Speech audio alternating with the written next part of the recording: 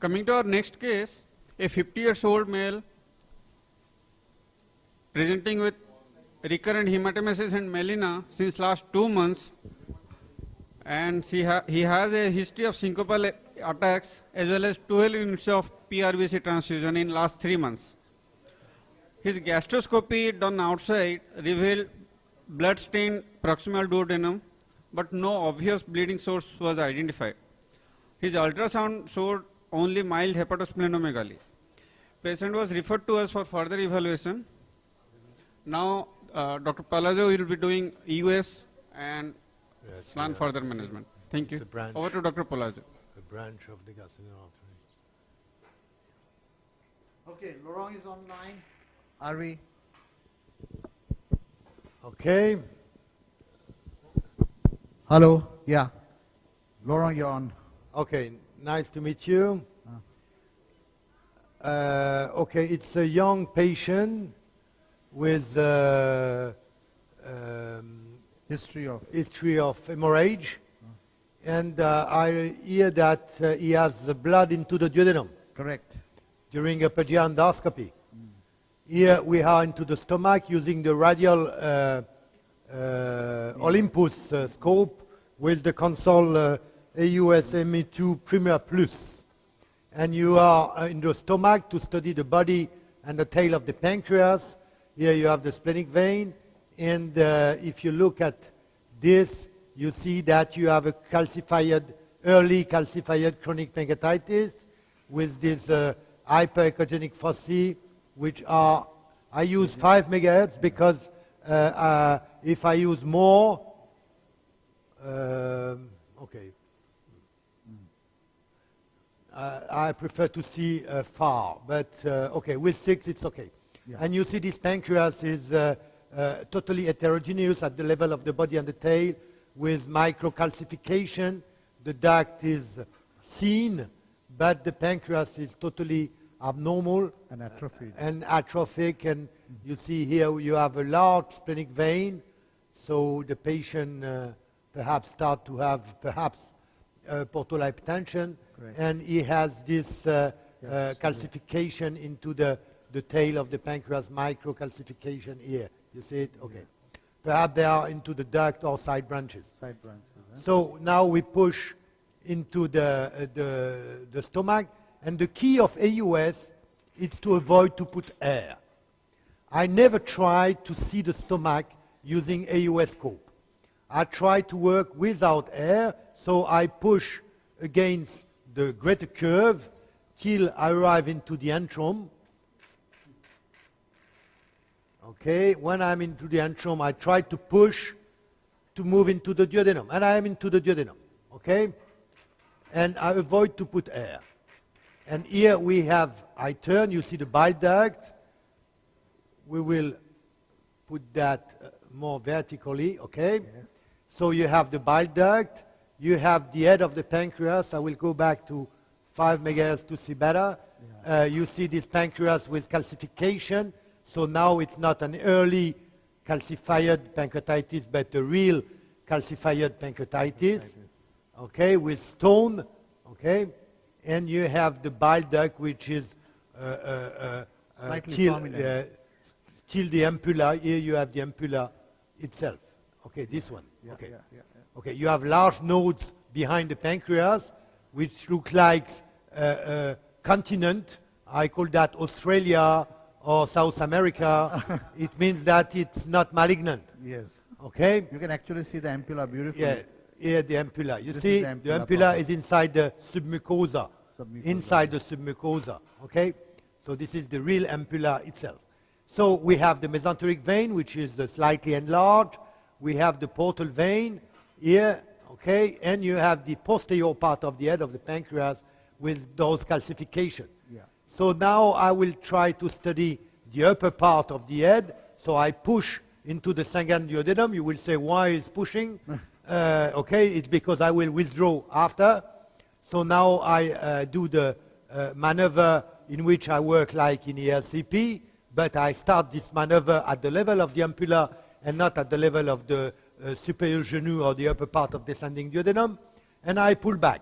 and my pancreas will appear below me, and here, in this area.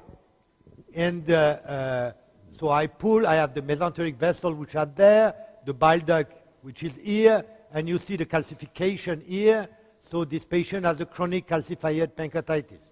And when you have a chronic calcified pancreatitis, you have to imagine that perhaps you have a pseudoaneurysm, because the main cause of hemorrhage, if you forget the ulcer, which is of course the first cause,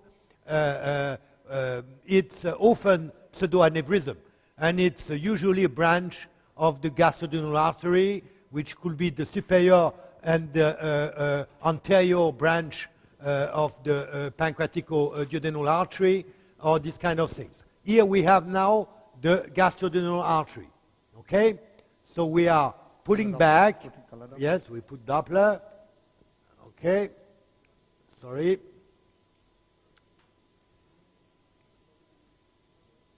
Okay, you have the portal vein, and you have this, here you have also an artery, which is likely the hepatic artery, and you have this branch here, which is the gastrointestinal artery.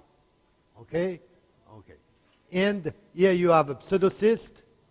I will show you. Here, a small pseudocyst, 1.5 centimeter, less than 2 centimeter, with some echogenic material inside. Right. And I continue to pull back to the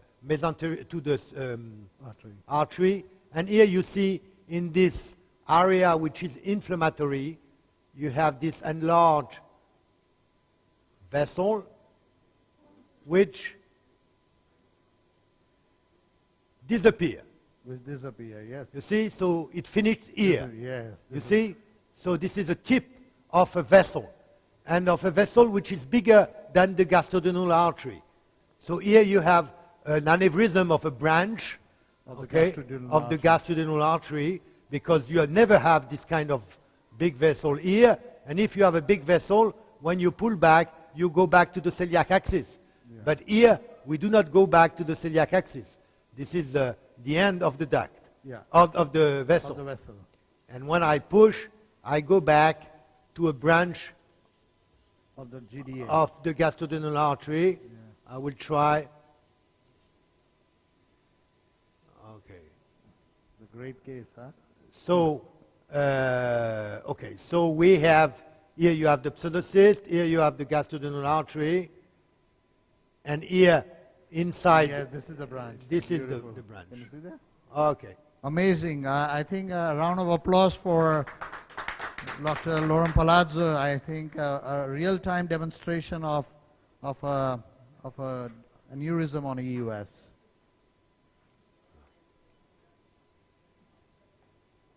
So what do you think, Laurent, the overall use of EUS you feel should be enhanced in GI practice? What is your opinion? For the last 20 years you have been propagating.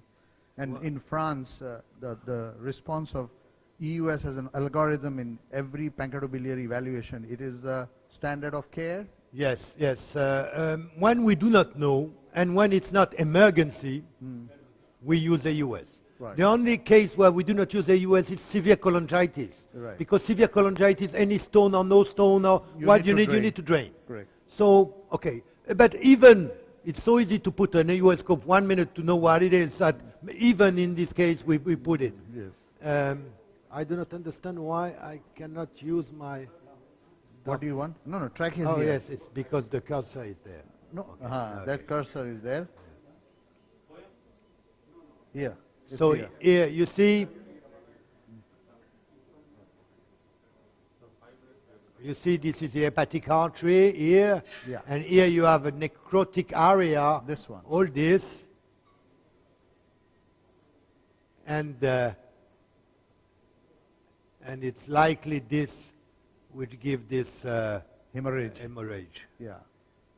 Okay. So now, Laurent, next question is, would you consider, or there a possibility of coiling this, EUS guided? You know, it's likely possible, but usually we do that when the radiologist has some difficulty, because it's easy for the radiologist. Yes. Okay, so I accept to do vascular therapy with the US when nobody can do the same. Correct. Okay, but our colleague, interventional Very radiologists, good. they do that every day for liver transplant, the complication liver transplant, so on. So why to spend time us doing something that we do rarely, yeah. when they are doing that every day? Correct. So I think it's very important for our audience to appreciate that what can be done and what should be done. So you can do a lot of vascular interventions, but I agree with Laurent that we need to be No, sometimes judicious. we have some tumor. Yeah. You have sometimes gastric cancer with With the bleeding, tumor. You have with to inject, yeah. with the vessel inside the gastric cancer, and the patient has ascites, has peritoneal carcinomatosis, and has a bleeding and bleeding. Of course, we inject, and it's the treatment, and we save the life for 3 months. Yeah. But we save the life of the patient because it's the best way. So there are some indication. Sometimes we call the big varices coming into the stomach, and when you have a large varices, and we call them, but each time it's the best. Yeah. It's the only and the best way. Correct. But in the other time, There are other ways to doing better. well, the radiologists, they do that. It's easy for them. So we have concluded the diagnosis that this is the aneurysm which has bled, and the patient should undergo, because patient had a CT scan and they did not pick up. So I want one more point to be highlighted. It depends on what kind of CT scan imaging has happened in the past. So there are so many variations in the level of CT scan, machines, expertise, cross-section. So I feel that we need to really look into this matter more carefully. But what we wanted to show was that this is possible to do it even with the US. Okay. Are we on for the next case? 2 minutes? Yeah.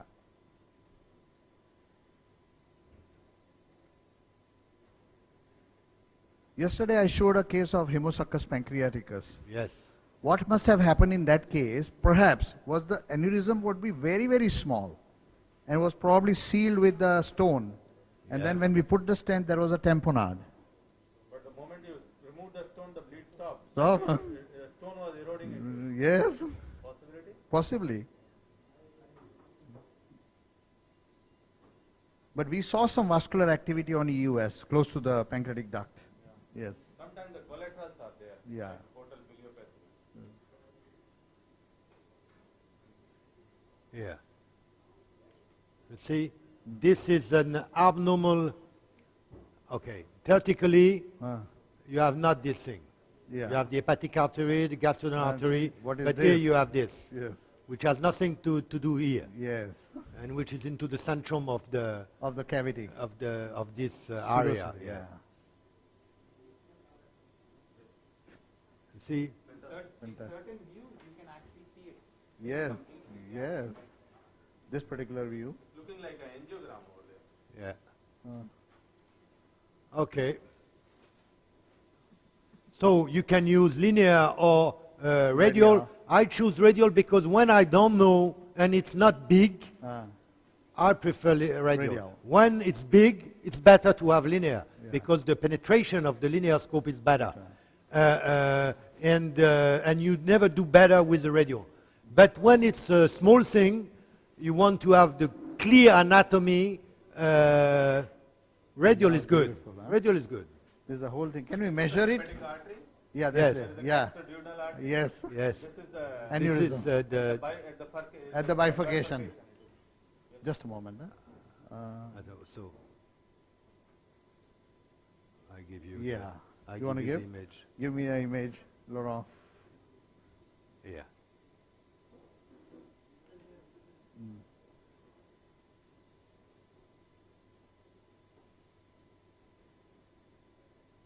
Measure it.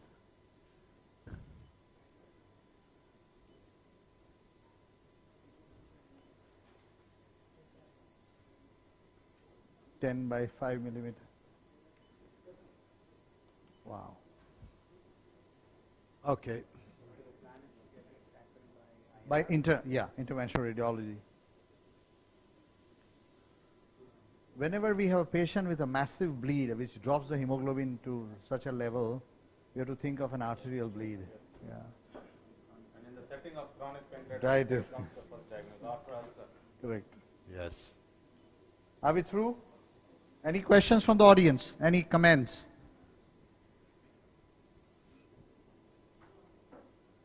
I think there are stones in the duct as well. Huh? Yeah. Poem will be doing here. Yes. Dr. Rathod, Yes. Sir Suresh here. Yes, Suresh.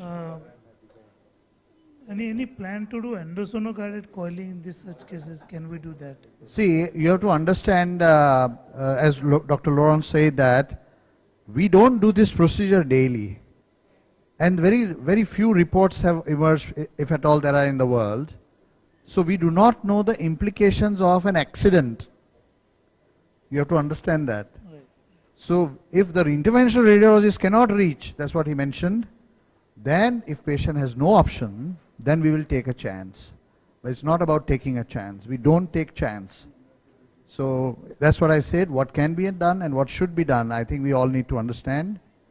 And I feel that this patient should undergo interventional radiological procedure at the earliest, today itself.